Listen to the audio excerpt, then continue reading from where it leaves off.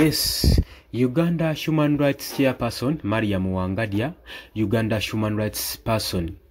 Uganda Human Rights Chairperson Mariam Wangadya avuddeyo n'agamba nti ebigambo bya Muhoozi byagenda maaso n'okwogera oba bigulumivu oba birihash tekimatalinga byonna byagezaako kugenda maaso n'okureplyinga tebimatalinga era tebirina kye biyinza mukola wabula ye akyayimiridde ku kigambo kye kyeyamuwadde oda gye yamuwadde gy'akyayimiriddeko.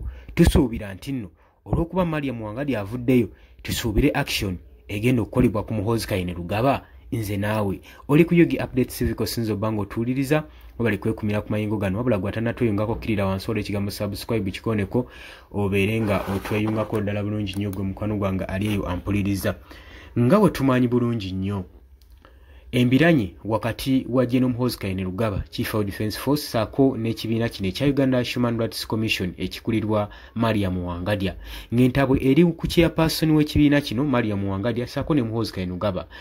Muhoozi Kainerugaba oluvannyuma lw'okugenda mu maaso n'okuyisaamu mu chairperson oni amaaso oluvannyuma lw'okumuwandiikira ebbankaluwa Mariam Wangadya ono nno nga ye Head of Human Rights Commission agamba nti nno tali bothered era tebimukwatako era tebimulya nawa responding mu responding eri tough nawanzira mu ngeri eri tough agamba response ze General Muhoozi Kainerugaba Chief of Defence Force tezimulya yasigadde ayimiridde ku kigambo kye ekyokulwanira eddembe ly'obuntu. Bino nno bituukawo oluvannyuma lwa Mariam Wangadya chairperson w'ekibiina kya Uganda Human Rights Commission okuwandiika ebbaluwa ng'asaba Muhoozi Kainerugaba asobole okuba ng'alirizinga Eddie Mutwembu Nambiro bodyguard wa opposition leader Bobi Wine Robert Kyagulanyi Ssentamu eyakwatibwa gye buyise ebbanga. Mariam Wangadya yali awandiikidde General Muhoozi ebbaluwa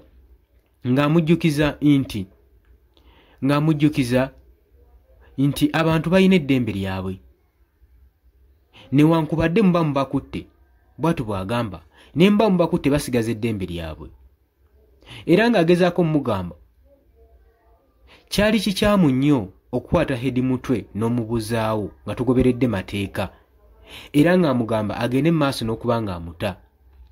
Naye General Muhoozi Kainerugaba mu kumuddamu yamuddisaamu mu strong tone mu message enkambwe ennyo ne mu bubaka obukambwe ennyo ng'akulitisayizinga leeta ye era ng'agamba gwani okubanga okweshoninga gwani alina obuyinza okubanga obuulira amagye ekyokukola.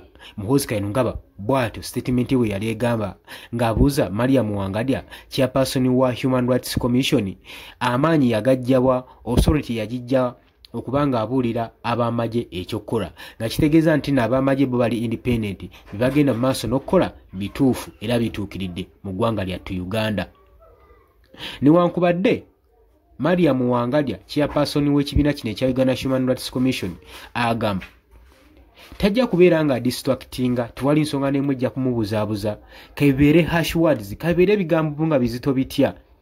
Agamba omulimu gwe gwa kukuuma ddembe ly'abantu ddembe ly'Abannayuganda bonna ng'ogasseeko n'abo abali mu prison n'abo abali under arrest n'abo abakwatiddwa gwe mulimu gwe era agenda sigala ng'ayimirira ku kigambo kye. Agamba tagenda kuba ng'atiisibwa tagenda kubeera ng'ali intimidated olw'abamukwata mundu olw'abo ba high ranking officer bo nga bwe beemanyi nti amateeka tegabakwatako. Agamba kino kitongole kirwanira ddembe ly'Abannayuganda bonna oba ali mu kkomera oba akwatiddwa oba abuziddwawo ne mu kaseera kalimu mu mbeera ng'akinyizibwa. Agamba nti nno mulimu gwaffe ng'ekitongole ekya Uganda Human Rights Commission okubeera nga tubalwanirira. Naye njagala okujjukiza omukyalo ono Mariam Wangadya newankubadde avaayo ne yeetema engereke bino byonna byonna byayogera biva ku kazitoke bwe batuuzizzaako okuva eri mu western countries nga gavumenti bagenda maaso n'ogibanja Eddie Mutwe ebeere nga mulirizinga. Naye ekibiina kino ekya Uganda Human Rights Commission kyekibaddewo ebbanga eno minisita ebaddewo ebbanga ddene nga tevangayo kulwanirira ddembe lya buntu era nze siwulirirangako Mariam Wangadya ng'avuddeyo ng'alina omuntu gw'alwanirira ng'ali ku ludda olw'opposition oba okulwanira eddembe nti ono gundi yabuziddwa ono yakinyizo tebavangayo era kino kyakwerimba. Kino kyenjagala obbategeeza kino kyakutwagaza kasuusuuto ng'abaagala mulekwa mulumbe naye ng'ekitongole kino kyagala okwefuula nti nno kiri wamu ne bannayuganda nti era eddembe lya ligenda kubanga lirwanirirwa nga gavumenti egenda mu maaso n'okucunya abantu. Ekyo kyo waliwo akabuuza kubanga nakuno okuvaayo ebadde pressure y'amaanyi etwereddwa ku gavumenti ng'ate basically bagenda kubanga batunulira ekibiina kino kya Uganda Human Rights Commission olw'okubanga tekivudde okulwanirira ddembe ly'abuntu. Kati ensonga lwaki olaba abavuddeyo ne batandika okwasimulako akatono era nga ka pressure, ekyo njagala okitegeere. Naye ono omukyala tavangayo kulwanirira. Twalabako ne gye buvuddeko emabega nga pulezidenti w'ekibiina kino ekya National Unity Platform Robert Kyagulanyi Ssentamu yawalirizibwa okuggyayo lipootisi ze yakola omusango yali awaabye mu kibiina kino oluvannyuma lw'okumala emyaka 5 nga teguwulirwanga nga teguleetebwanga ku mmeeza. Kati ebikolwa ng'ebyo ogamba otya ati mu kaseera kano gwe tulina okwesigamako ogenda kulwanira eddembe ly'Abannayuganda. Agamba nti nno no matter who is in power, si nsonga oba ani ali mu buyinza. Mariam Wangadya wagamba ng'agamba amateeka galina okuba nga gagobererwa era n'eddembe ly'obuntu lirina okubeera nga liweebwa ekitiibwa nga lirespectingibwa. Era agattako ng'agamba tali kugamba si mutiitiizi eri abo ab'amaanyi naddala abali mu buyinza. Omulimu gwaffe guli kiriya. Wangadya agamba tulina okuba nga twogera wakati mu ddembe nga ligenda mu maaso n'okutyoboolerwa eri obuntu, si nsonga wali oyo ali offended. No matter who is offended by that. Mariam Wangadya avuddeyo n'agamba bagendagenda mu maaso n'okuba nga balwanirira.